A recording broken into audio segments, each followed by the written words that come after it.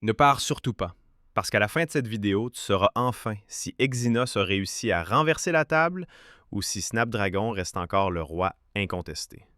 Et surtout, tu sauras quel processeur est le meilleur pour toi, selon ton usage réel, pas juste les chiffres. Salut à tous et bienvenue sur la chaîne VS en français. Si tu aimes la tech, les smartphones et les vraies comparaisons sans bullshit, pense à liker la vidéo et à t'abonner à la chaîne. Notre objectif cette année, c'est d'atteindre les 100 000 abonnés pour soutenir la communauté tech francophone et proposer du contenu toujours plus solide. Ton soutien fait toute la différence. La guerre recommence. L'année 2026 s'annonce complètement folle pour les fans de performance. Samsung revient à son ancien scénario. Un même Galaxy S26, mais deux processeurs différents selon les régions. On assiste littéralement à une guerre des cerveaux dans une seule gamme. Snapdragon contre Exynos. Et la différence ne se limite pas au nom. Elle peut se voir sur la chauffe, la stabilité et l'autonomie en usage quotidien. C'est exactement pour ça que le choix devient compliqué. Tu peux acheter le même smartphone sur le papier, mais vivre une expérience totalement différente selon la puce à l'intérieur. Pourquoi Exynos a mauvaise réputation? Ceux qui suivent Samsung depuis des années le savent. Exynos s'est fait démonter à chaque génération. Certains parlent de plus de chauffe, moins de stabilité, des performances qui chutent sous pression. Résultat, la réputation d'Exynos est devenue un vrai critère d'achat. Surtout pour ceux qui jouent beaucoup, prennent beaucoup de photos et vidéos, utilisent leur téléphone pendant de longues heures. Et Samsung le sait très bien. Ce problème ne se règle pas avec du marketing. Il se règle avec des performances réelles sur le terrain. Le gros titre, la gravure en 2 nanomètres. Le plus gros argument autour de l'Exynos 2600, c'est sa gravure en 2 nanomètres, avec la technologie Gate All-Around de Samsung Foundry. Samsung le présente comme le premier processeur mobile haut de gamme à cette finesse de gravure. En théorie, une gravure plus fine signifie meilleure efficacité, moins de chaleur. Mais attention, ce n'est pas une promesse automatique. Tout dépend de la maturité du procédé, du rendement et du design global de la puce. De son côté, Snapdragon joue la carte de la sécurité. La philosophie est claire. Fiabilité, stabilité, performance maîtrisée. Qualcomm met aussi très en avant la puissance et l'intelligence artificielle embarquée. Qualcomm, de la puissance sans drame. Le Snapdragon 8 Elite Génération 5 utilise des cœurs Orion 3e génération. Configuration: 8 cœurs, dont 2 capables de monter à 4,6 GHz, 2 selon les spécifications publiées. L'objectif est clair: ouverture d'applications ultra rapide, meilleure réactivité, performance brute élevée dans les tâches lourdes. Qualcomm insiste aussi énormément sur l'IA embarquée. Le Hexagon NPU serait 37% plus rapide que la génération précédente. Samsung, 10 cœurs, autre philosophie. L'Exynos 2600 arrive avec 10 cœurs selon Samsung. La stratégie est différente. Plus de cœurs intermédiaires, un équilibre entre performance et efficacité, moins de dépendance à quelques cœurs très rapides. Samsung cherche avant tout une performance stable dans le temps. Pas forcément un pic impressionnant au début, mais moins de chute à cause de la chaleur. Et c'est un point clé. La puissance instantanée impressionne, mais la stabilité fait toute la différence sur les longues sessions de jeu ou la vidéo prolongée. Fréquence: plein gaz versus contrôle. D'après les tableaux comparatifs, Snapdragon dispose de 2 cœurs pouvant atteindre 4,6 GHz. C'est énorme pour un smartphone.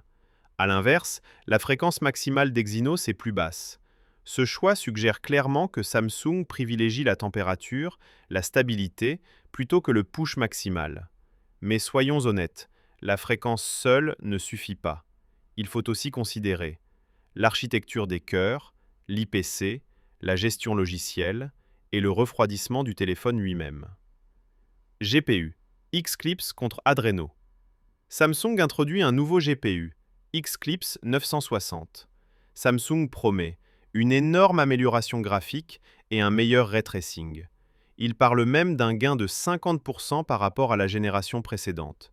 Si c'est confirmé en pratique, les jeux mobiles pourraient devenir visuellement beaucoup plus impressionnants. De son côté, Qualcomm propose l'Adreno 840. Adreno bénéficie d'une excellente réputation. Compatibilité, stabilité, optimisation avec les jeux existants. La chaleur, le talon d'Achille d'Exynos. Selon GSM Arena, l'Exynos 2600 introduit la technologie Heat Path Block, HPB. Objectif, améliorer la dissipation thermique au niveau de la puce elle-même, pas seulement du châssis. Une meilleure évacuation de la chaleur signifie moins de throttling, des performances plus constantes sous charge. Mais le vrai verdict viendra des tests longue durée, jeux, vidéos, navigation, pas des benchmarks de 30 secondes. IA, des chiffres impressionnants. Qualcomm annonce un NPU 37% plus rapide, avec un fort accent sur l'IA locale. Traduction, fonctions intelligentes sans dépendre du cloud. Samsung, de son côté, affirme, selon GSM Arena, une amélioration du NPU jusqu'à 113%. Si ce gain est réel, on pourrait voir une meilleure retouche photo et vidéo, une compréhension plus fine des scènes, des modèles IA plus lourds en local. Qu'est-ce que ça change pour toi? Si Samsung maîtrise réellement la gravure 2 nanomètres, le HPB et le GPU, alors Exynos pourrait enfin devenir un vrai concurrent et pas une version inférieure.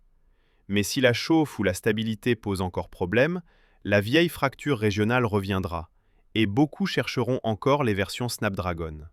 Pour l'instant, Snapdragon paraît plus sûr. Exynos ressemble à un pari qui peut soit réussir brillamment, soit décevoir. FAQ rapide. Est-ce que le processeur influence la caméra? Oui. L'ISP et le NPU jouent un rôle clé dans le HDR, la réduction du bruit, la stabilisation. Samsung insiste justement sur ces améliorations avec l'Exynos 2600. Samsung peut-il passer toutes les versions en Snapdragon? C'est possible selon l'approvisionnement, et les rapports restent contradictoires selon les marchés. Gravure ou architecture, qu'est-ce qui compte le plus? Les deux. La gravure aide à l'efficacité, mais le design et la gestion thermique font la vraie différence. Si je ne joue pas, est-ce important? Oui.